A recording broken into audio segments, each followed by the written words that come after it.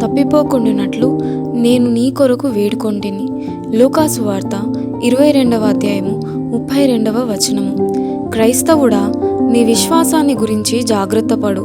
ఆశీర్వాదాలను పొందడానికి ఏకైక మార్గం విశ్వాసమే అని గుర్తుంచుకో. కేవలం ప్రార్థనల వల్ల దేవుని నుండి జవాబులు రాబట్టలేం. ఆ ప్రార్థన విశ్వసించే వ్యక్తి చేసిన ప్రార్థనై ఉండాలి. పరలోకాన్ని భూమిని కలిపే టెలిగ్రాఫ్ తీగ విశ్వాసమే.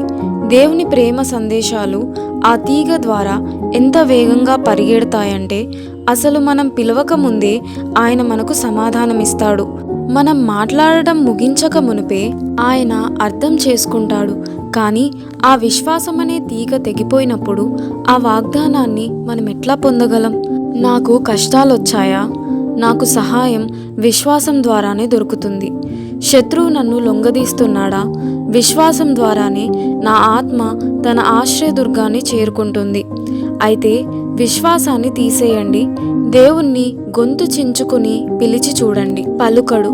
నా ఆత్మకి పరలోకానికి మధ్య మరి ఏ దారి లేదు. ఆ రోడ్డు మూతబడితే పరలోకపు రాజుకి విన్నపాలు పంపుకునేదెలా? విశ్వాసం అనేది దైవత్వంతో నాకు సంబంధం ఏర్పరుస్తుంది. యెహోవా శక్తిని నాకు ధరింపజేస్తుంది. నేను శత్రువుని ఎదుర్కోవడంలో దేవునిదైన ప్రతి ఆయుధము నాకు సహాయపడేలా చేస్తుంది. విశ్వాసం అంధకార శక్తుల్ని అధిగమించడానికి సహాయపడుతుంది. నా శత్రువుల శిరస్సుల మీద విజయోత్సాహంతో నడిచిపోయేలా చేస్తుంది. అయితే విశ్వాసం లేకుండా దేవుని నుండి ఏమి పొందగలం? కాబట్టి క్రైస్తవుడా, నీ విశ్వాసాన్ని కాపాడుకో. నువ్వు నమ్మిక ఉంచగలిగితే చాలు. నమ్మే వాళ్ళకి అన్నీ సాధ్యమే.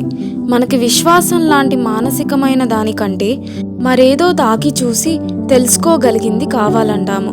కానీ పౌలు ఏమంటున్నాడో చూడండి. వాగ్దానం దృఢమైనది కావడం కోసం అది విశ్వాస మూలమైనది అయ్యిందట.